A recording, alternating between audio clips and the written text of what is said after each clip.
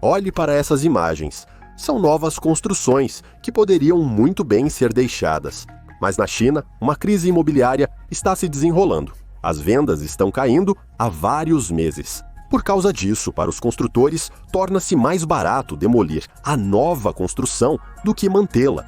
As autoridades apoiam as demolições, compensando os custos. Já 2/3 dos construtores estão falidos ou à beira da falência. E aqui está outra notícia. O fabricante chinês de chips alcançou um avanço tecnológico de 7 nanômetros igual ao da Intel. A empresa chinesa levou 2 anos para saltar de 14 nanômetros para 7 nanômetros, o que é mais rápido do que a Intel. Os especialistas afirmaram que conseguiram produzir chips de 7 nanômetros mesmo sem o equipamento de produção mais moderno. Então, o que realmente está acontecendo nesse, aparentemente, tão compreensível China? Neste documentário, você verá este país enigmático de muitos ângulos, e é precisamente essa visão que permitirá uma perspectiva multifacetada, que estará mais próxima da realidade. De qualquer forma, você poderá avaliar por si mesmo, após assistir, comentando o que pensa a respeito. Então, vamos começar.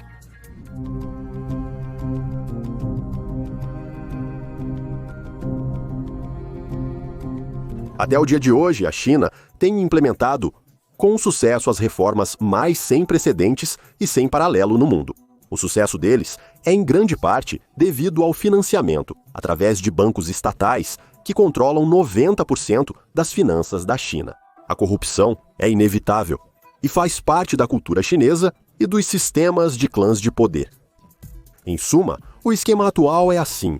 Existe toda uma casta de altos funcionários do governo, os chamados príncipes. Principalmente, são os filhos e netos dos camaradas de Mao Tse-tung, que juntos com o grande timoneiro, construíram a moderna República Popular da China e formaram a nova elite chinesa. Por trás desse príncipe está um grupo de elite próprio, um clã, com seus próprios interesses políticos e de negócios, um conjunto de ferramentas de influência e um recurso administrativo, conjunto de responsabilidades que seus representantes ocupam. Por sua vez, esses clãs estão unidos em corporações de elite mais globais. Tradicionalmente, havia 2 dessas chamadas, Komsomol, herdeiras da antiga elite do Partido de Pequim, e da clique de Xangai, que incorporava principalmente os exilados das elites chinesas dos anos 90. Recentemente, surgiu uma terceira corporação de elite independente, o clã de Xi Jinping, que antes pertencia aos de Xangai, mas se separou deles e aumentou o poder de seu próprio clã. Os clãs dividiram todas as esferas de influência na China entre eles. Eles controlam os negócios, incluindo o submundo. Um sistema político-econômico complexo e enredado, uma mistura de princípios de mercado e socialistas, relações específicas com Hong Kong, o status especial de Taiwan e muitas outras características únicas da economia chinesa criam um enorme mercado negro, que está sob o controle dos clãs. E isso, sem falar na economia em rápido crescimento, voltada tanto para a exportação quanto para um enorme mercado interno. Os mais recentes desenvolvimentos, a modernização das Forças Armadas, o próprio programa espacial, que criam fluxos de dinheiro invisíveis anteriormente e oportunidades para o enriquecimento pessoal dos funcionários. Então todas essas histórias sobre execuções de corruptos na China, para dizer o mínimo, não correspondem à realidade. De uma forma ou de outra, em 25 anos, a China se tornou a primeira no mundo em produto interno bruto. O Fundo Monetário Internacional, o Banco Mundial e até a CIA reconhecem isso. Os valores nas organizações citadas variam de 17 a 18 trilhões de dólares. Segundo a CIA e o Fundo Monetário Internacional, os americanos estão, em geral, tristes. A investigação do Senado dos Estados Unidos da América revelou que a China fornece mais de 1 milhão de diferentes tipos de peças para a indústria de defesa do país. O principal item exportado da China para os Estados Unidos da América é o equipamento de computador, enquanto os Estados Unidos da América exportam principalmente sucata de metal e resíduos industriais para a China. Uma situação familiar, não é verdade? Além do Ocidente, onde a China investe ativamente, ela praticamente tomou pacificamente os países da África. participando na construção de estradas de automóveis e ferrovias, aeroportos, conectando todas as 54 nações em uma única infraestrutura, a China investiu em milhares de projetos africanos. Sua anexação pacífica se estendeu à agricultura, infraestrutura, indústria de processamento e logística. A China tem as maiores reservas do mundo de 17 tipos de minerais úteis. Na verdade, é a única superpotência de matérias-primas do mundo, não a Rússia, como muitos pensam. Por exemplo, em um ano na China, quase 80% do antimônio e tungstênio do volume mundial de metais raros são extraídos, 85% dos quais são ouro. A China possui os maiores recursos mundiais de gás de xisto e, em termos de reservas, produção e consumo de carvão, está em primeiro lugar. Nos últimos anos na China, foram produzidos 49% do aço mundial, 54% do alumínio, 47% do carvão, 50% do minério de ferro e 60% do cimento. Calculou-se que a China produziu mais cimento em 3 anos do que os Estados Unidos da América em um século. Essa quantidade seria suficiente para concretar todo o estado do Havaí. A única coisa que realmente falta à China é o gás natural e o petróleo, que é forçado a importar de vários países, incluindo a Rússia. Na verdade, o gasoduto Poder da Sibéria, que foi construído, acabou sendo não comercial, como o ministro da Energia o caracterizou ainda em 1700.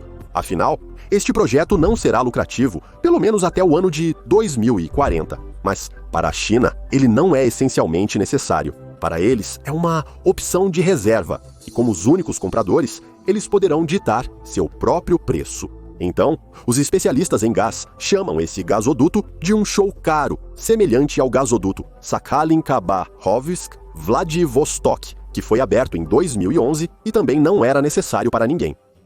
Muitas vezes se ouve que se a China é a fábrica do mundo, então a situação ecológica aqui é a mais difícil. Isso é parcialmente verdade, porém, a informação está desatualizada. Em primeiro lugar, o governo da República Popular da China, nos últimos anos, tem parado o trabalho de dezenas de milhares de fábricas em todo o país. Muitas produções químicas estão sendo fechadas ou lançadas, ou ainda estão sendo modernizadas. Todas as produções tóxicas da indústria química estão sendo transferidas para fora da cidade. Além disso, exportações de produções prejudiciais estão sendo direcionadas a países com menor lucratividade. Governos que estão dispostos a fechar os olhos para neve negra e rios rosa em troca de generosos créditos chineses. Por exemplo, em apenas uma província de Hebei, mais de 700 empresas de produção de aço e cimento, que são algumas das indústrias mais poluentes, transferiram capacidades para países vizinhos da Ásia Central e Sudeste Asiático. Uma das empresas comprou ativos de uma fábrica de aço falida na Sérvia e investiu 300 milhões de dólares em sua reconstrução. Acordos com o Cazaquistão foram fechados, somando mais de 20 bilhões de dólares, sobre condições e volumes de créditos chineses para transferir empresas industriais ao território cazaque ou construir novas. Se há algo que a China sabe fazer, é construir. Em 2 décadas, a China multiplicou por 10 a extensão de suas autoestradas de alta velocidade. Dos 330 mil quilômetros de estradas de alta velocidade no mundo, 112 mil pertencem à China. Na China, foram construídas mais de 300 mil pontes, sendo que metade das 10 maiores pontes do mundo estão localizadas neste país. Além disso, isso requer a mais alta qualificação de engenheiros e um alto nível de educação em engenharia. O viaduto mais longo do mundo, com 164 quilômetros de comprimento, registrado no livro dos recordes do Guinness, é destinado à ferrovia de alta velocidade chinesa. E as estações ferroviárias da China, em Guangzhou, Xangai, Shenzhen, Wuhan e muitas outras cidades superam em tamanho e conforto as maiores estações da Europa. A hidrelétrica Três Gargantas, na China, é a maior do mundo, com 22 mil megawatts. A China está realizando com sucesso um grandioso programa de estudo e exploração da Lua. Nem a Antártica foi esquecida, onde foram abertas 5 estações polares permanentes nos últimos anos. A explosão do coronavírus, sem dúvida, afetou a economia da China. Suas perdas no primeiro trimestre de 2020 foram de cerca de 1% do produto interno bruto do país. Simultaneamente, a liderança do país afirma constantemente sobre o impacto temporário e de curto prazo da epidemia. E há fundamentos sérios para tal declaração. Um exemplo é a construção de hospitais, que demonstra claramente as capacidades da China. É impressionante o fato de que um novo hospital, projetado para 1.500 leitos, foi construído em apenas alguns dias após o primeiro hospital, com 1.000 leitos, equipamento médico moderno e caixas especiais para isolamento começar a receber pacientes. No entanto, para a liderança mundial, o poder econômico sozinho não é suficiente. É necessária também uma ideia que atenda aos interesses da comunidade global. Neste sentido, a China, como manipuladora de marionetes, pode oferecer apenas um concentrador eletrônico digital, já praticamente implementado por eles. Esse sistema foi testado ao máximo nos muçulmanos uigures. Para o povo, que é um dos mais numerosos minorias étnicas, foi proibido desenvolver suas próprias línguas e escrita, preservar ou reformar costumes nacionais, o que provocou protestos em massa. Em 1992, na capital de Xinjiang, Urumqi, a polícia tentou dispersar uma multidão enfurecida pelos assassinatos de trabalhadores uigures. No sul da China, os distúrbios viraram massacres, resultando nas 197 pessoas, principalmente chineses. As autoridades prenderam 1.000 manifestantes. Pelo menos 30 deles foram condenados à execução. Em resposta, os uigures recorreram a ataques terroristas regulares, porém primitivos e mal organizados. Em 2018, a China anunciou pela primeira vez a existência de instituições de reeducação, onde uigures e outros muçulmanos, como os cazaques, têm seus pensamentos e comportamentos corrigidos. Na China, a reeducação não é considerada uma punição criminal, não são feitas acusações formais, portanto, não há estatísticas. Contudo, a magnitude da repressão é perceptível até além dos limites dos campos, os quais são visíveis em imagens de satélite. As informações são escassas, pois grandes áreas da China, especialmente Xinjiang, permanecem fechadas para a mídia estrangeira. Eles falam não só sobre torturas e punições físicas, mas também sobre o tráfico de órgãos. O Comitê da Organização das Nações Unidas para a Eliminação da Discriminação Racial diretamente chamou Xinjiang de uma área que lembra um enorme campo de concentração, supondo que 1 milhão de pessoas estejam detidas em centros de transformação. O Congresso Mundial Uigur acredita que o número real pode chegar a 3 milhões, quase 1/3 de toda a população. As outras 2/3 partes vivem sob vigilância constante por vídeo e controle total, passando para a vizinhança. Após a digitalização da rede, é obrigatório ter um app de rastreamento nos smartphones, impossibilitando escapar até nos mensageiros. Em suma, tudo nas melhores tradições das anti-utopias. No auge desses eventos, a ideia chamada, em Pequim, de sistema de crédito social parece bastante lógica. No ano de 2016, na reunião do Politburo, o presidente Xi Jinping declarou: para combater o grave problema da falta de confiança, precisamos aperfeiçoar os mecanismos de recompensa para os cidadãos cumpridores da lei e os de punição, para que uma pessoa simplesmente não ouse perder a confiança. Foram desenvolvidas tecnologias apropriadas e agora cada residente da China continental é avaliado por esse sistema, em tempo real, recebendo uma classificação de confiança. Todos os residentes recebem uma classificação inicial com uma pontuação específica. Se ele vai aumentar ou diminuir, depende diretamente do comportamento de cada um. Se a classificação é alta, é um cidadão santo com direito a vários benefícios, por exemplo, para obter um grande empréstimo sem juros. Abaixo da média, pode haver problemas, como demissão do serviço público. Na classificação mais baixa, a pessoa se torna um pária, não conseguindo encontrar emprego, obter empréstimo ou comprar ingressos. Os vizinhos vão se afastar dele, mais do que de um portador do coronavírus. As regras do jogo ainda não foram definidas. As estruturas governamentais, autoridades de segurança e órgãos municipais monitoram as pessoas. Além disso, os dados são coletados e armazenados por 8 empresas privadas, incluindo a famosa Alibaba Group.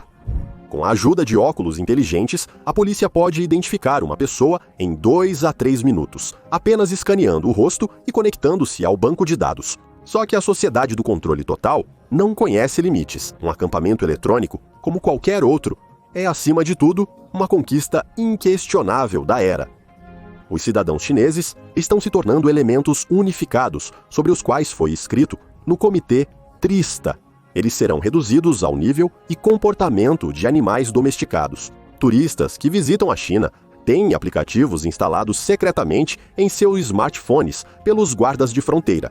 Este aplicativo coleta dados para rastrear conteúdo que é proibido na China. Na China, a liberdade de expressão é garantida pela Constituição, mas na prática, qualquer fonte de informação é submetida ao controle do Estado, incluindo filmes estrangeiros, livros e videogames importados para o país. Segundo o Índice de Liberdade de Imprensa, a China ficou na 176ª posição em independência da mídia entre 180 países em 2017.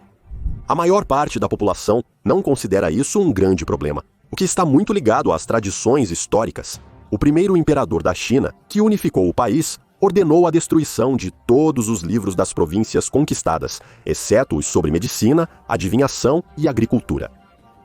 E proibiu todas as correntes filosóficas, exceto a doutrina, na base da qual estava a execução inquestionável das leis do Estado. O controle total apresenta vantagens, apesar de alguns duvidarem disso. Lembra-se de como a garota digital de Corredor Blade 2049 mudava de roupa. Cenas semelhantes foram cortadas na China por causa da censura. No entanto, isso está mudando.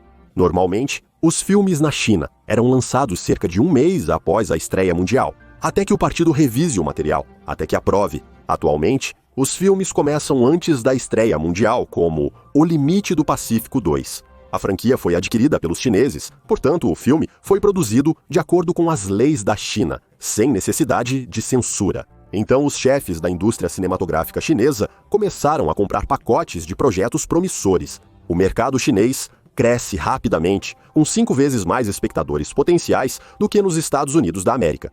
Por isso, Hollywood está se adaptando cada vez mais às regras do cinema chinês. O Exterminador do Futuro, Gênesis, arrecadou a maior parte de sua bilheteria na China. Os Vingadores são lançados perto do Ano Novo Chinês e um chinês aparece nos Transformers. É muito mais fácil não cortar um filme já pronto, mas lançá-lo inicialmente adequado ao formato do maior mercado.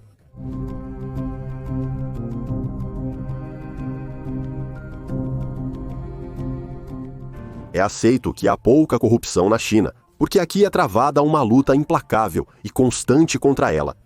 A pena de morte ameaça qualquer funcionário envolvido em atividades corruptas, graças ao qual a economia na China funciona dezenas de vezes mais eficientemente. Mortes sem envolvimento de corrupção são consideravelmente mais baixas em valor do que as equivalentes na Rússia. É assim ou não? Em apenas 10 minutos, vamos analisar essa questão de forma exaustiva. E a informação no final do vídeo pode te chocar um pouco. Vamos lá.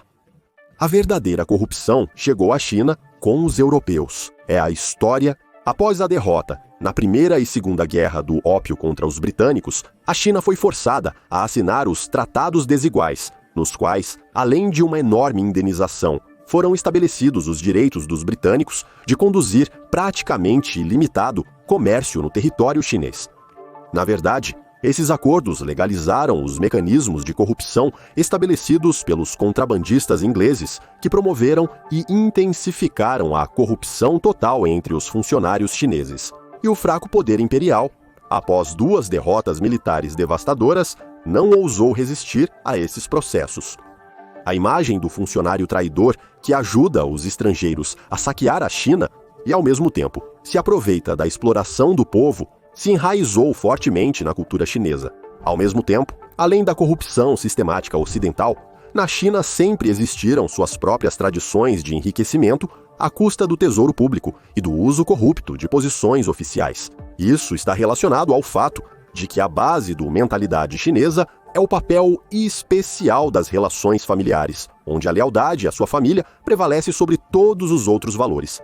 Por exemplo, nos dogmas confucionistas, o respeito aos pais é até mesmo colocado acima da lealdade ao Estado e à lei. Ligações familiares privadas e comunitárias exigem ajuda aos parentes e membros da comunidade, e essa ajuda deve ser fornecida, especialmente se alguém da família conseguiu um bom cargo. O crescimento de carreira de uma pessoa bem-sucedida na China é visto como, antes de tudo, o resultado do trabalho de toda a sua família, e apenas, em segundo lugar, como seu mérito pessoal.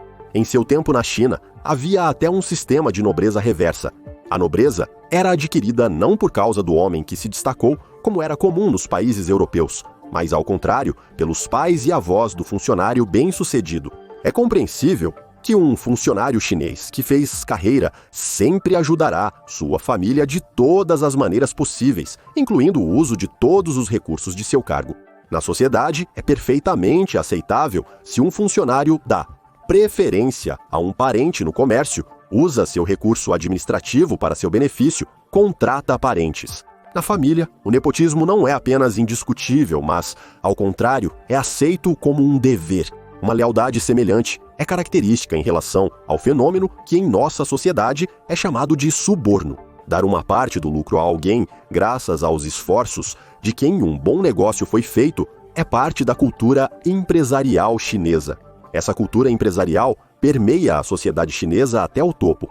Se no nível mais baixo o nepotismo tem um caráter familiar, no topo do sistema político operam enormes clãs de funcionários. Na verdade, Xi Jinping, o atual líder da China, é filho do camarada de Mao Zedong, Xi Zhongxun. Em outras palavras, um menino privilegiado. No ano passado, os Estados Unidos da América foram superados pela China em número de pessoas ricas pela primeira vez. Como indicado no relatório anual, entre os 10% mais ricos do mundo, 100 milhões são chineses. Nos Estados Unidos da América, esse número é de 99 milhões de pessoas. Lembra-se do famoso escândalo do Panamá sobre offshores, do qual a história mais inesperada para os russos foi a do violoncelista Hao Dugin. Depois disso, ele ainda foi chamado de carteira de Putin. Então, o mesmo dossiê do Panamá também revelou informações sobre os clãs de poder chineses. Entre os proprietários de alto escalão de empresas offshore estão Jasmine Li, neta do líder chinês Jia Qinglin, a cunhada do presidente Xi Jinping, a filha do membro permanente do Politburo Li Peng, a esposa de Bo Xilai, ex-membro do Politburo, o irmão do ex-vice-presidente Zheng Qinghong e o filho do ex-membro do Politburo Tian Ji-yun, e muitos outros. Em um sistema político clânico e estabelecido, a luta entre os grupos de elite pelo poder, pelos recursos e fluxos de dinheiro, especialmente em uma economia em constante crescimento, é inevitável. A luta contra a corrupção e as execuções públicas de funcionários corruptos são, em grande parte, ferramentas para eliminar inimigos e silenciar grupos de elite rebeldes. Uma grande campanha contra a corrupção começou com a chegada ao poder do presidente da República Popular da China, Xi Jinping. Desde então, 1,5 milhão de funcionários foram punidos por violar a disciplina do partido e a corrupção. Antes de Xi Jinping, as autoridades chinesas preferiam punir os corruptos de forma simbólica. No Código Penal do Submundo, existem 45 artigos que prevêem a pena máxima. A chegada de Xintao e Xanzhaminha. Na China, execuções eram comuns. Em 2011, por exemplo, executaram altos funcionários do Partido Bons, vice-prefeitos de 2 grandes cidades.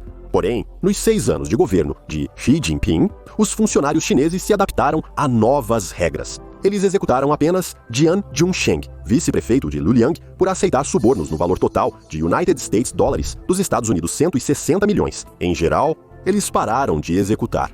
Porém, os casos contra corruptos cresceram exponencialmente. Sob Xi Jinping, foi efetivamente criado um novo serviço especial para combater a corrupção, chamado Comissão Central de Inspeção da Disciplina do Partido. Esta comissão é mais influente do que a polícia, a segurança do Estado e outros serviços especiais do país. Ela tem seus próprios órgãos de investigação, prisões e é liderada por um membro do Comitê Permanente do Politburo. Um dos 7 imortais, como são chamados na China, amigo pessoal, braço direito e conselheiro de Xi Jinping. Em cada província, cidade, distrito, é coletado comprometimento contra os funcionários do partido, é claro, com base no povo. Sites especiais foram criados para envio de informações sobre qualquer pessoa. Segundo estatísticas chinesas, em 2015 foram feitas 2,8 milhões de denúncias de subornos por trabalhadores. O Código Penal da China é muito severo em relação à pena de morte, o que pode ser avaliado com base na situação atual durante a pandemia. Por exemplo, pacientes com infecção confirmada e portadores do patógeno podem ser condenados à morte, que se recusam a cumprir a quarentena e tratamento, violando o regime de isolamento. visitando locais públicos e usando transporte coletivo. Um ponto especial é reservado para os oficiais. A maior medida de punição pode ser aplicada àqueles que abusam de sua posição oficial para desperdício, peculato, fraude e outras formas de apropriação ilegal de bens e recursos monetários destinados à prevenção e controle de vários tipos de desastres, incluindo epidemias infecciosas. Os lutadores chineses contra a corrupção criaram seu próprio jargão zoológico. Eles chamam os chefes partidários que foram expostos de tigres, os astutos que conseguiram levar dinheiro para o exterior de raposas e os pequenos burocratas corruptos que aceitam pequenos subornos de moscas. As raposas chamam muito a atenção na sociedade. De acordo com a Academia de Ciências Sociais da China, cerca de 18 mil funcionários corruptos, que legalmente acumularam cerca de 31 bilhões de dólares, fugiram da China para o exterior. Os rastros dos criminosos se perdem em países ocidentais, no Japão e na Tailândia. Hoje, Pequim está tentando de várias maneiras recuperar esses fundos. Em 2014, durante 10 meses, a República Popular da China repatriou 1.634 suspeitos de corrupção fugitivos.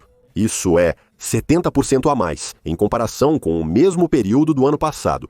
Durante o mesmo período de 2019, as autoridades conseguiram recuperar 420 milhões de dólares em fundos ilegalmente obtidos. A China está fortalecendo continuamente a cooperação internacional anticorrupção. Assim, em 2014, na cúpula da Cooperação Econômica Ásia-Pacífico em Pequim, foi estabelecido um acordo para a criação de um mecanismo de combate à corrupção em toda a região da Ásia-Pacífico. Diferentemente de raposas astutas, moscas pequenas e tigres confiantes, eles não se importam com contas secretas, mantêm tudo para si. Isso se aplica até à elite do partido. Em 1980, duas histórias causaram muito alvoroço.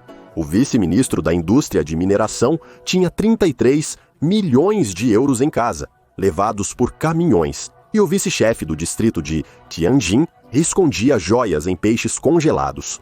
Outra categoria interessante são os funcionários nus. Este é o líder que escondeu todo o dinheiro offshore, enviou a família para o exterior, mas continua sentado em sua cadeira e recebendo seu salário. Na sua terra natal, ele praticamente não tem nada, embora ainda tenha um passaporte canadense ou das Bahamas, então ele pode se mudar para Hong Kong a qualquer momento, de lá voar e se juntar ao exército de Lis. Além disso, para Pequim, a luta contra a corrupção é uma maneira eficaz de aliviar a tensão social no país. A disparidade de renda entre ricos e pobres na China é uma das maiores do mundo. É óbvio que o rápido enriquecimento dos representantes de negócios não teria acontecido sem conexões estabelecidas com os funcionários do partido. Por isso, a ira popular pode se voltar contra os altos comunistas e eles estão se protegendo. É notável que quando em 2012 a liderança do partido propôs introduzir no país um sistema de denúncia de informações sobre a situação pessoal dos funcionários, contra tal decisão, votaram 88% dos delegados do Congresso Nacional do povo de toda a China. Conhecemos, não é verdade? Ao passar o poder para Xi Jinping, o ex-líder da China, Hu Jintao, falou diretamente sobre a corrupção. Ele alertou que, se não resolverem esse problema, pode haver consequências fatais para o movimento comunista. Isso pode levar à queda do partido, ele declarou na 18ª reunião do partido. Anualmente, as autoridades relatam um crescimento nos casos de corrupção. Recentemente, a população soube que a prisão para funcionários da classe A, Xinjiang, no norte de Pequim, está lotada. Os presos são negados a visitas de parentes que não têm onde ficar devido à falta de espaço. Essa é a história da corrupção na China. Talvez haja algo a aprender com essa experiência positiva? Bem, por exemplo, o que você acha da ideia de construir uma prisão para funcionários de classe A perto de Moscou? O que você acha? Escreva nos comentários, todos estarão interessados em ler. Não faz muito tempo, a China era vista como uma fábrica pouco desenvolvida do planeta. Um país que não inventa nada e apenas monta produtos de acordo com desenhos estrangeiros. Afinal, as corporações internacionais transferiram a produção para lá para aproveitar a mão de obra barata. Mas agora, você verá imagens impressionantes, após as quais não terá dúvidas de que este país é atualmente um dos líderes mundiais em ciência e tecnologia. Eles foram em 2020, enquanto o mundo inteiro lutava contra você sabe o quê? O governo da República Popular da China gastou 378 bilhões de dólares em pesquisa e desenvolvimento aplicados, voltados para o desenvolvimento de novos produtos e serviços. E nos próximos 5 anos, esse valor aumentará 7% a cada ano. Em contraste, a Rússia está diminuindo os gastos em P&D, também conhecidos como despesas em pesquisa e desenvolvimento experimental. Então, olhe para os números. No ano de 2020, cerca de 7 bilhões de dólares foram gastos neles. E aí, em 2021, planejam gastar cerca de 6. Uma comparação interessante, não é? Quase 4 e 7. Hoje, 1 em cada 5 artigos científicos publicados é escrito por cientistas chineses. E nos próximos 5 anos, o governo do céu planeja gastar 10% a mais em ciência pura. Não só a ciência fundamental não atrai o interesse de filósofos isolados, mas também a ciência chinesa está cada vez mais ligada aos negócios. Em 2019, o governo anunciou que os cientistas agora têm o direito de tirar uma licença de até 6 anos para criar suas próprias startups. Enquanto isso, eles continuam a receber salário e benefícios, e seus serviços durante esse período são contabilizados no sistema acadêmico como atividade científica. O governo do céu está criando as condições mais favoráveis para cientistas e empresários se eles trabalham em áreas específicas que a liderança do país considera prioritárias. Assim, no 14º Plano Quinquenal, a China dá mais atenção à inteligência artificial, semicondutores, computadores quânticos, neurociência e genética. Vamos entender por que exatamente essas áreas têm importância primordial e qual é o estado atual delas. Inteligência artificial. Nesta área, China e Estados Unidos da América são os 2 principais concorrentes atualmente. A principal vantagem da China nesta corrida é a sua população de 1 bilhão e 400 milhões de pessoas, das quais 1 bilhão usa ativamente a internet. As pessoas produzem dados, e isso é o combustível que impulsiona o foguete da inteligência artificial. De acordo com o professor Kai-Fu Lee, um dos principais especialistas em inteligência artificial, a China possui o maior número de usuários e produz uma quantidade incrível de dados, pois a vida chinesa é permeada por serviços digitais. Na China, quase não há cartões de crédito ou dinheiro em espécie. Todos usam pagamentos móveis, produzindo dados nos quais a inteligência artificial funciona melhor. O professor Lee era um alto gerente em inteligência artificial. Portanto, quem deseja se manter atualizado, atenta-se às suas palavras. De acordo com suas previsões, nos próximos 50 anos, a inteligência artificial será parte de qualquer negócio, sendo utilizada tão amplamente quanto a internet e a análise de dados atualmente. Ele faz uma comparação. Quando a eletricidade se tornou comum, o cinema substituiu o teatro e a ópera. Com o avanço da internet, as pessoas migraram para o YouTube e TikTok. A SpaceX já está superando os Estados Unidos da América e o mundo inteiro em áreas como inteligência artificial e reconhecimento facial. Essa tecnologia depende muito da quantidade de dados coletados e a China lidera nesse aspecto. Lá estão localizadas 9 das 10 cidades mais vistas e mais da metade de todas as câmeras de vigilância do mundo.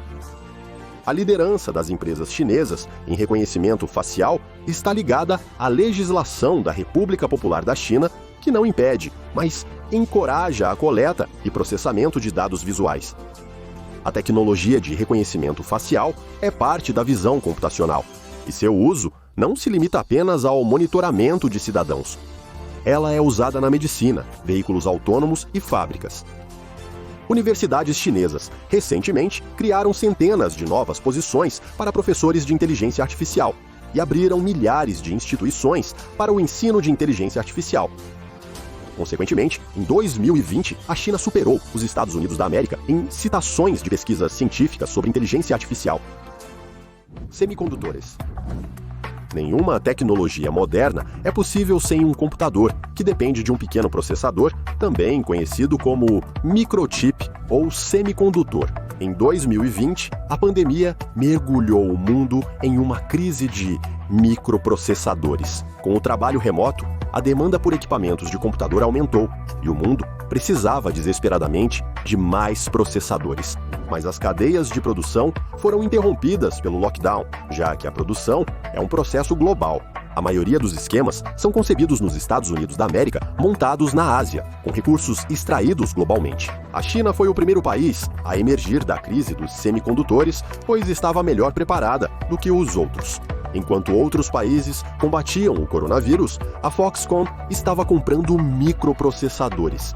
Cada quinto dólar gasto pela China em produtos importados foi para semicondutores, totalizando um gasto de 380 bilhões de dólares. Como resultado, muitos países começaram a enfrentar uma escassez de chips, enquanto parecia haver um excedente nos armazéns das corporações chinesas. Tudo isso aconteceu porque ainda em 2018, Donald Trump ameaçou proibir a venda de microchips para certas empresas chinesas, e a China percebeu sua vulnerabilidade. Afinal, a China usa 60% de todos os microprocessadores do mundo para produtos domésticos e exportação, mas produz apenas 1/3 dos semicondutores necessários.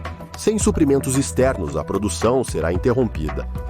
Por isso, o fortalecimento da produção de microprocessadores na China é uma prioridade. Por exemplo, em 2020, os investimentos em empresas de semicondutores chinesas quadruplicaram em comparação com o ano anterior. As fábricas de produção de processadores são uma das estruturas de produção mais complexas, levando muito tempo e dinheiro para serem criadas. Para uma fábrica funcionar, é preciso equipá-la com maquinários complexos e caros, materiais raros e especialistas altamente qualificados.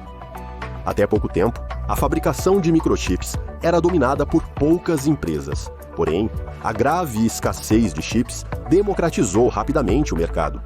No início do século XXI, as fábricas se tornaram essenciais para todos. Assim, não apenas empresas especializadas como a mas também gigantes da tecnologia se envolveram em sua construção.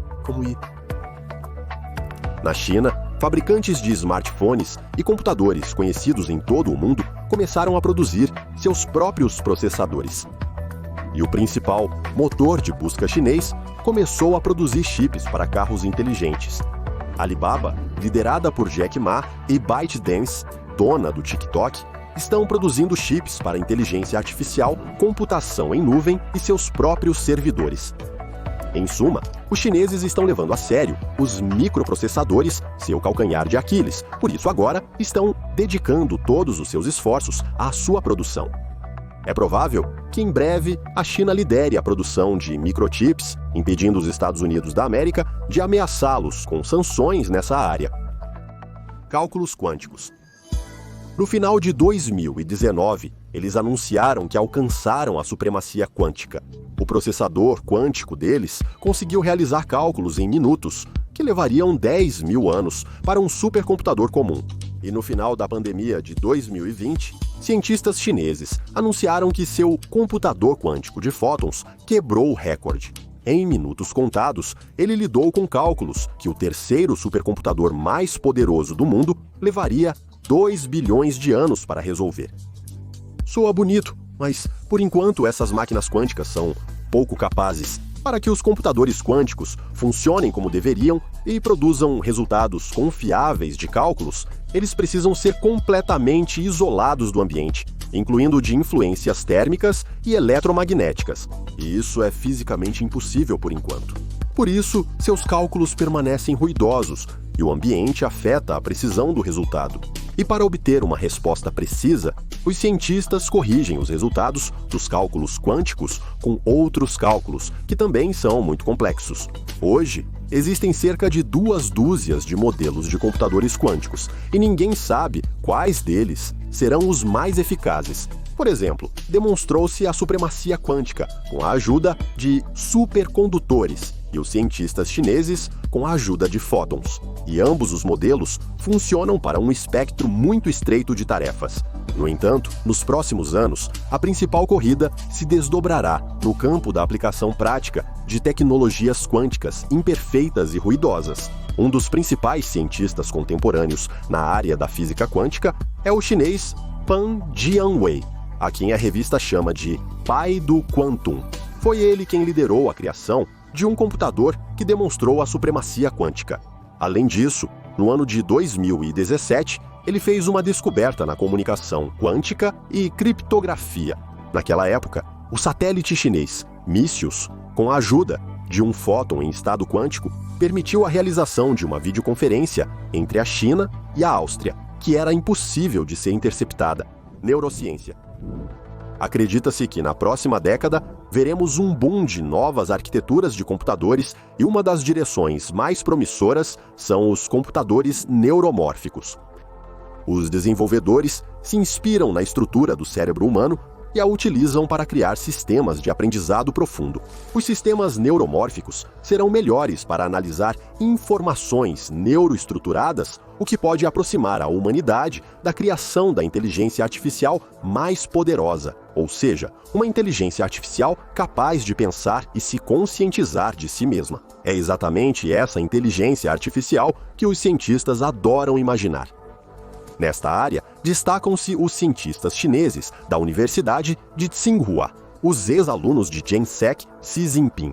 Eles foram os primeiros a apresentar um modelo de maturidade neuromórfica, ou seja, um modelo de trabalho de um computador neuromórfico em vários artigos para uma revista. Eles também desenvolveram o chip Tianzic, baseado no princípio das redes neurais biológicas, que agora pode ser integrado em bicicletas autônomas. Mais interessante ainda são os avanços chineses na pesquisa do cérebro humano. O Ocidente ouviu sobre os neuroimplantes cerebrais da empresa de Elon Musk. Enquanto Musk está experimentando em porcos e macacos, na China, não é o primeiro ano que são realizados testes de interação de neuroimplantes com cérebros de pessoas reais.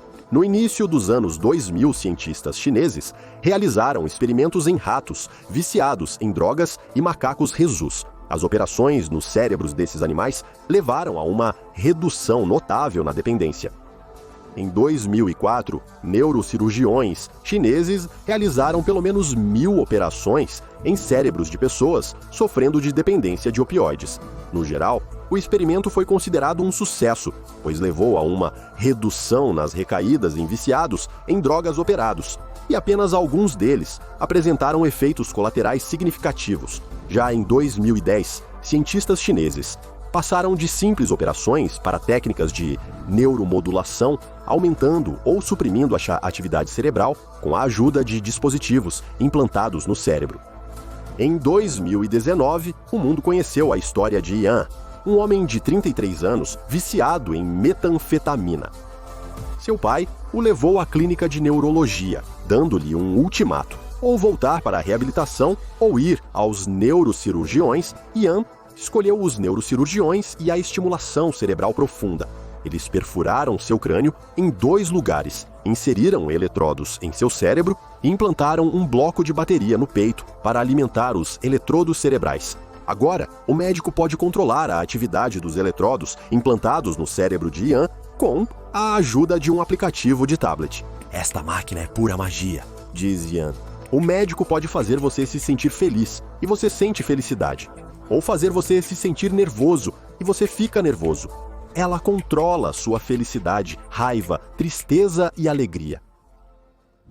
A genética do sucesso dos geneticistas chineses é reconhecida por cientistas de todo o mundo. Por exemplo, a China está em segundo lugar, depois dos Estados Unidos da América, em número de artigos científicos na área de bioengenharia médica. Contudo, os geneticistas do céu estão envolvidos em vários escândalos, principalmente por violarem normas morais e éticas amplamente aceitas. Assim, no ano 2001, um cientista chinês cultivou embriões de coelhos em laboratório com células da pele retiradas de um menino de 7 anos. Das híbridas resultantes, era possível extrair células-tronco embrionárias. Graças aos experimentos chineses, uma técnica de edição de genoma clustered, Regularly Interspaced Short Palindromic Repeats, Cas9 em macacos, a humanidade descobriu que o DNA dos embriões circula no sangue da mãe.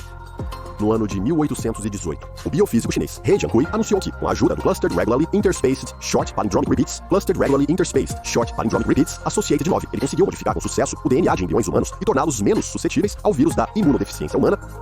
Um tribunal chinês condenou severamente He Jiankui por perseguição à fama e lucro, sentenciando-o a 3 anos de prisão e uma multa de 3.430.000 dólares. Em 2019, geneticistas da Academia Chinesa de Ciências modificaram os genes de macacos-aranha para induzir comportamento autista neles. Isso ajudou a entender melhor a natureza do transtorno autista.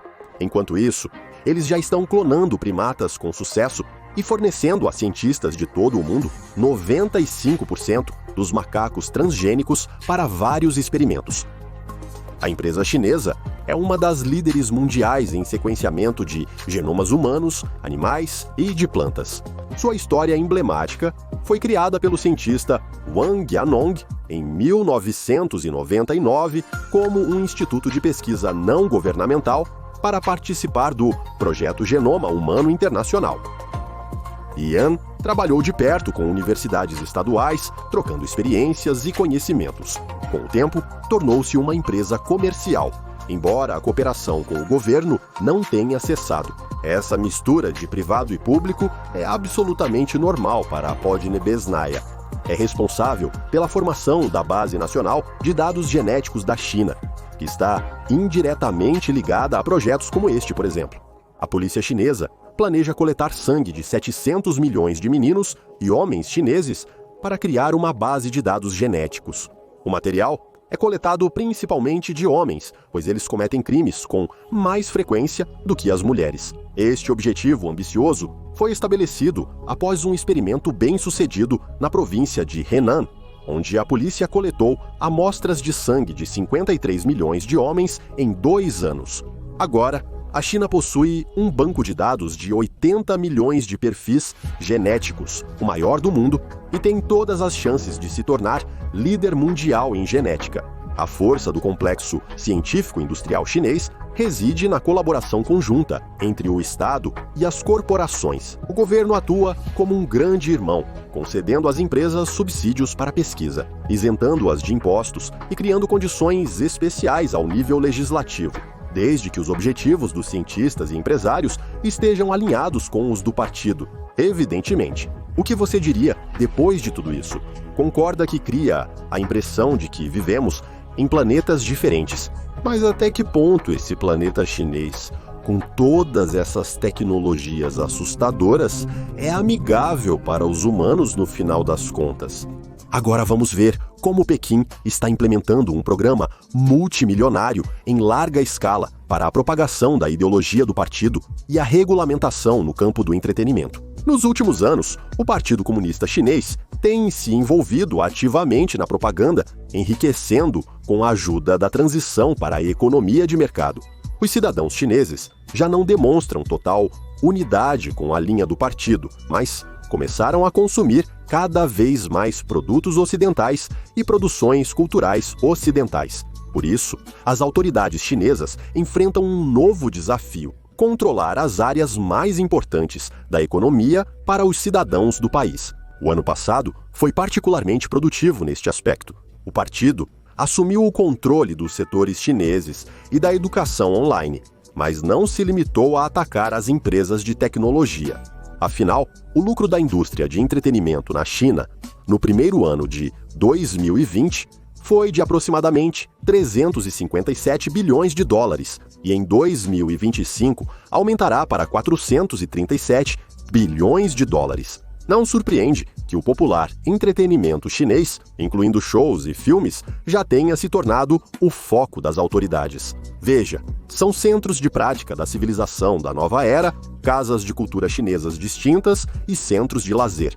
Desde 2018, mais de 100 mil dessas organizações foram construídas na China. De 2018 a 2021, as autoridades regionais da China gastaram mais de 100 milhões de dólares nesse projeto em larga escala.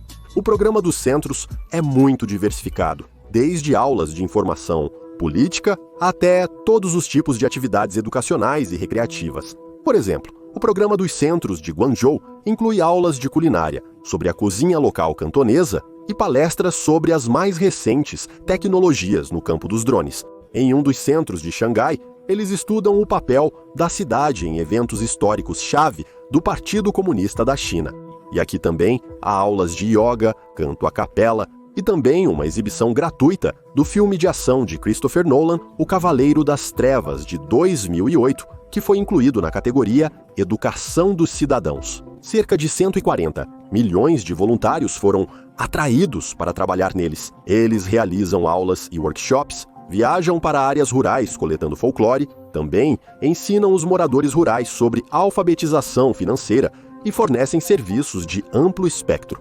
À primeira vista, são centros comuns de lazer, onde você pode aprender a cozinhar gratuitamente, assistir a um filme, praticar yoga ou entender como as tecnologias modernas funcionam. Mas os motivos das autoridades que investem tantos recursos nesses centros são bastante transparentes.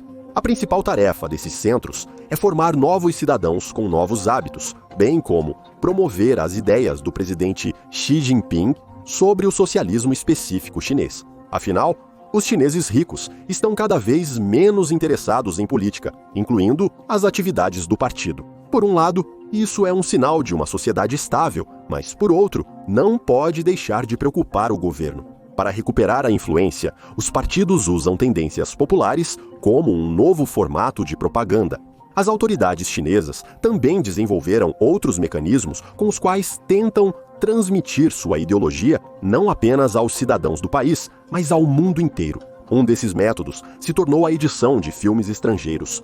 No final de janeiro, o cultuado filme americano 1999 foi lançado. O Clube da Luta foi adicionado à popular plataforma de streaming chinesa, mas o final foi alterado para um mais adequado do ponto de vista das autoridades chinesas. Na versão original, o personagem de Edward Norton mata seu alter ego imaginário, Tyler Durden, que organizou ataques a prédios de bancos após o que vê as explosões.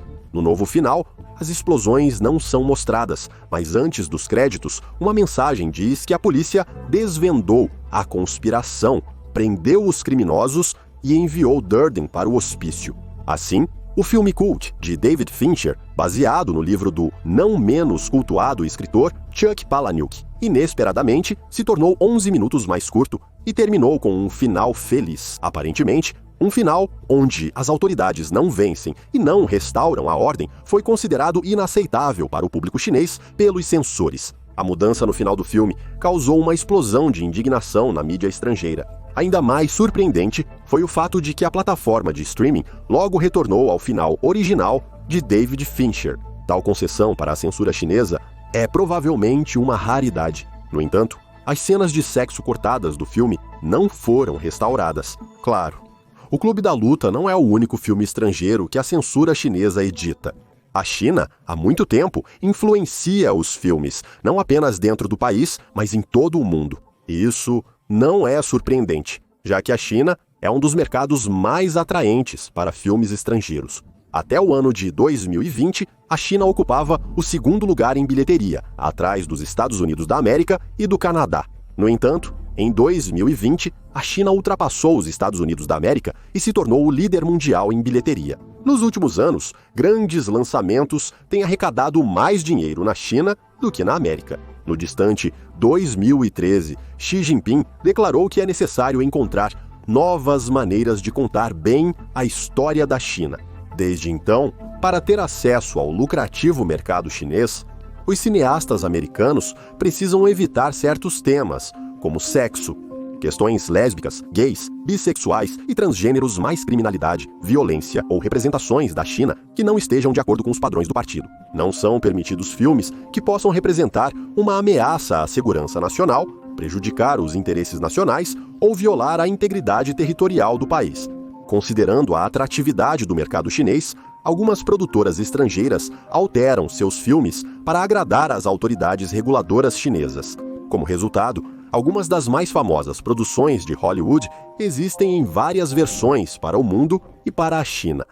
Por exemplo, no filme James Bond Skyfall, de 2012, os censores exigiram a remoção de uma cena em que um guarda chinês é morto, bem como referências ao tráfico sexual e à corrupção policial. A China tem uma posição muito forte, pois sua indústria cinematográfica atingiu um nível que pode facilmente prescindir da produção de Hollywood. A maior parte da bilheteria dos cinemas vem da exibição de filmes chineses, não de filmes estrangeiros. Por isso, agora os produtores e diretores ocidentais estão mais interessados na China do que a China neles. As autoridades chinesas não só mostram aos cidadãos o cinema correto, como também reforçam o controle sobre a mídia privada. Em outubro de 2012, o principal órgão de planejamento econômico da China, o Comitê Estatal para Desenvolvimento e Reforma, publicou um rascunho proibindo a mídia de notícias privada. Ele afirma que a mídia, não controlada pelo governo, não pode coletar e disseminar notícias no território da China. Investimentos privados em agências de informação, incluindo mídia, editoras e empresas de transmissão, estão proibidos. Por isso, na China, em breve, podem restar apenas mídias estatais. O Clube de Correspondentes Estrangeiros da China, que as autoridades consideram uma organização ilegal, lançou um relatório baseado em sua pesquisa, segundo o qual a liberdade de imprensa na China está diminuindo a uma velocidade alarmante. E claro, o controle do setor de tecnologia da informação, ainda no distante ano de 2014, em Pequim, começaram a prestar atenção cuidadosa às ações das sanções americanas contra a Rússia. Portanto, quando em 2017 as primeiras sanções comerciais em larga escala dos Estados Unidos da América atingiram a economia da China, ela estava bem preparada. E embora as sanções americanas, que privaram as principais empresas chinesas da capacidade de comprar ou produzir chips e outros componentes para a produção de tecnologia da informação em equipamentos importados, tenham mostrado um nível inaceitável de dependência de Pequim dos países ocidentais no campo da alta tecnologia. Pequim tirou suas conclusões e tomou medidas correspondentes, temendo ficar para trás dos Estados Unidos da América em áreas-chave como inteligência artificial e computação quântica. Pequim exige que as empresas nacionais de tecnologia atuem como uma única equipe. Na realidade, tratam-se de ações educativas visando formatar o negócio sob a tutela do poder. Como se manifesta o efeito educacional? Por exemplo, na pressão sobre as maiores empresas que planejavam realizar. Cerca de um ano atrás, o proprietário da empresa, TikTok, adiou os planos de entrar na bolsa por tempo indeterminado, após uma conversa séria com representantes do Banco Popular da China. Anteriormente, a Ant Group de Jack Ma, que possui a maior plataforma digital da China para pagamentos e atende cerca de 1 bilhão de usuários apenas na China, enfrentou dificuldades semelhantes. Em outubro de 2020, as autoridades forçaram a empresa a desistir do maior oferta pública inicial da história mundial e também a multaram em 80 bilhões de dólares por atividades ilegais, sem detalhes especificados. E a empresa, principal agregador de táxis e carsharing na China, tornou-se alvo de críticas do regulador logo após a oferta pública inicial, e o aplicativo da empresa foi removido dos smartphones dos usuários na China. As proibições de condução de IPOs são motivadas pelo desejo das autoridades de evitar manipulações com as cotações de títulos, o que pode desestabilizar a situação macroeconômica no país. Além disso, desde a primavera do ano passado, a autoridade antimonopólio chinesa tem concentrado sua atenção em dezenas de empresas de tecnologia da informação envolvidas no armazenamento de dados. Eles são instruídos a realizar verificações internas e corrigir práticas comerciais que restringem a concorrência. E o mais importante, endurecer as regras de trabalho com dados pessoais dos usuários para evitar que eles vazem para o exterior.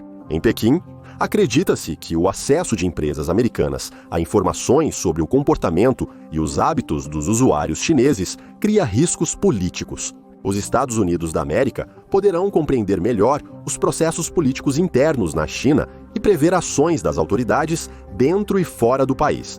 E como a cereja no topo do bolo, ainda em junho de 1917, foi aprovada uma lei sem precedentes na prática mundial sobre a inteligência nacional. Ele obriga todos os cidadãos e empresas da China a cooperar com as instituições de inteligência na proteção da soberania e dos interesses nacionais do Estado. Aqui está mais uma marca vermelha. Na primavera do 22º ano, em resposta a um novo surto da doença, as autoridades tomaram medidas reconhecidas mundialmente como de severidade sem precedentes.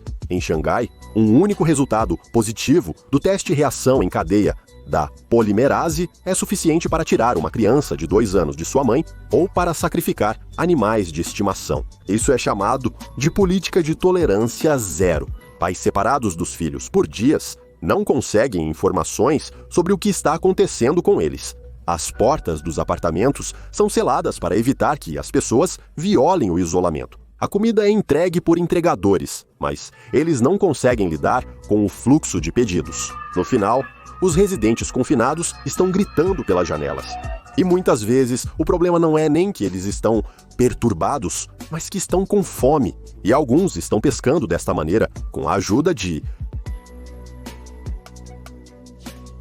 um drone. Aqui está ele. O governo chinês, que controla os gigantes nacionais de tecnologia da informação, cercou os cidadãos comuns com atenção e cuidado de todos os lados, protegendo-os de informações excessivas, escolhendo filmes adequados e ensinando alfabetização financeira. Em caso de necessidade, pode até trancá-lo em seu apartamento. O que você acha da eficácia desses métodos?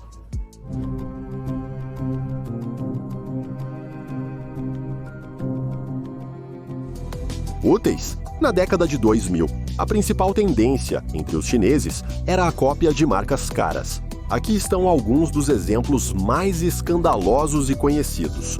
Edbu Quabuan, que copiou completamente o Range Rover inglês Le Fan 320, que é muito parecido com o Mini Cooper, ou ainda o Zote SR, 9 no estilo. Mas como estão as coisas hoje com os conceitos no mercado chinês? Primeiro, apresentaremos a você o carro esportivo elétrico. As baterias estão localizadas nas laterais do carro, para melhor distribuição de peso, e no lugar do assoalho, um enorme difusor para maior downforce. Cada roda é equipada com um motor elétrico individual com redutor, o que ajuda a fornecer uma potência de 1.360 cavalos. O carro pesa algumas centenas de quilogramas, a menos do que o mesmo, portanto, tem uma aceleração dinâmica notável de 0 a 100 km por hora em apenas 2 segundos e 7 décimos. Essas características ajudaram a NIO a se tornar campeã entre os carros esportivos elétricos na famosa pista de Nürburgring. O próximo representante desta categoria, apenas pela aparência externa, dá para entender que seu design foi feito pelos italianos. Linhas incríveis no estilo Lamborghini, com o piloto posicionado centralmente de maneira única. 4 motores elétricos com uma potência total de 1.305 cavalos. Na aceleração, até 100 km por hora, este bólido superou seu concorrente, pois acelera até 100 em apenas 2 inteiros e 5 décimos de segundo. Apesar de tudo isso, a autonomia dos motores elétricos não é pequena, sendo de 1.070 km com o tanque cheio. Outro projeto bem-sucedido, com o apoio dos europeus, desta vez dos espanhóis, se tornou hipercarro. A carroceria é um monocoque aerodinâmico e o bólido é apresentado em 2 configurações. O cupê de estrada tem 4 motores elétricos, com 1.632 cavalos. A versão de corrida possui um enorme aerofólio e 6 motores elétricos, que juntos produzem 1.200 cavalos de potência e 2 vezes mais torque. Este exemplar acelera até 100 em apenas 2 segundos e 60 centésimos, o que é um pouco mais lento do que a dinâmica do modelo anterior. E vamos terminar a revisão dos hipercarros chineses com o exemplo mais inesperado, o Hongqi S9. Em geral, a empresa Hongqi é conhecida por seus sedãs super luxuosos para funcionários do governo chinês, membros do governo, em geral, os chamados membros do transporte. Mas de repente um hipercarro, E na criação desta obra-prima, também se pode ver a mão dos mestres italianos da Audi Seat e Alfa Romeo. O motor V8 de 4 litros com 2 turbocompressores trabalha em conjunto com 3 motores elétricos. No total, são produzidos 1.400 cavalos de potência, aceleração até 100 em apenas 1 segundo e 9 décimos e uma velocidade máxima superior a 400 km por hora. Parecia ser mais poderoso e melhor que os concorrentes, mas há um porém. A autonomia, em modo elétrico, é de 40 km. Embora os hipercarros não sejam para pessoas comuns, há boas notícias para os habitantes do interior rural da China. Por exemplo, e claro, eles não são para produção em série. Isso ainda é apenas uma declaração de intenções grandiosas neste setor. Crossover elétrico de alumínio com potência de 600 cavalos e aceleração até 100 em 5 segundos. Mas a solução mais interessante neste modelo são as baterias removíveis, que são carregadas fora do próprio carro. Mas o outro crossover Biteng, de segunda geração, não só se tornou um excelente concorrente para a NIO, como também alcançou o consumidor em massa. No design, os italianos ajudaram os chineses novamente. O emblema é 4. O ponto 3 significa nada mais que o tempo de aceleração até 100 km por hora. Este crossover tem várias versões, elétrica, híbrida e a gasolina. Todos eles variam em preço e características, e a versão híbrida mais potente oferece quase 450 cavalos de potência no total. No entanto, o amor dos chineses pela cópia não desapareceu ou, digamos, transformou-se um pouco. Aqui estão alguns exemplos. ORA é uma empresa subsidiária que apresentou seu conceito de carro elétrico em forma de gato, que vagamente lembra algo entre um Porsche Panamera e um Volkswagen Beetle. E no salão você encontrará nada menos que o 1, outro modelo da empresa, desta vez com um nome que claramente se assemelha a uma variação de 4 portas do Volkswagen Beetle, ligeiramente polvilhado com traços de Mini Cooper. Apesar de ser um conceito de 2020, ele foi claramente criado sob a influência de uma nostalgia do passado. O carro tem uma aparência máxima de old school e realmente se parece com um carro retrô. A modernidade do carro é indicada pelo seu motor elétrico e um interior cheio de eletrônicos. Há também um drone futurista do Google chinês, Baidu.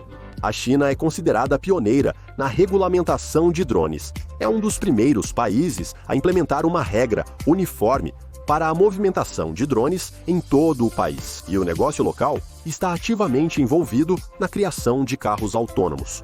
O Baidu, maior motor de busca, apresentou em sua conferência anual um protótipo de carro sem lugar designado para o motorista.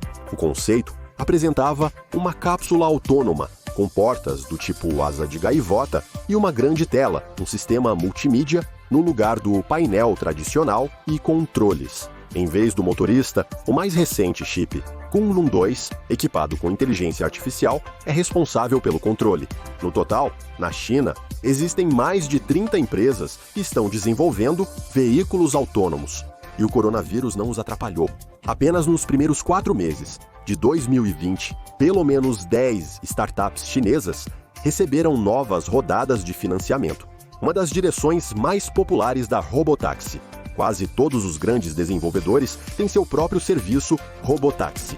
Por exemplo, a startup em 2020 recebeu uma licença das autoridades de Xangai para usar 100 veículos autônomos para transporte de passageiros. Nos primeiros dias, um operador deve estar constantemente sentado em tais carros, mas ele não é obrigado a dirigir, basta estar presente. Agora o serviço está funcionando em modo de teste e, por ordem da Prefeitura de Xangai, as viagens para os passageiros são gratuitas. A China interessa aos desenvolvedores também porque o trânsito local é diferente do europeu e americano. Aqui nas estradas, há muito mais pedestres e motocicletas. Isso é exatamente o que o computador que controla o carro precisa.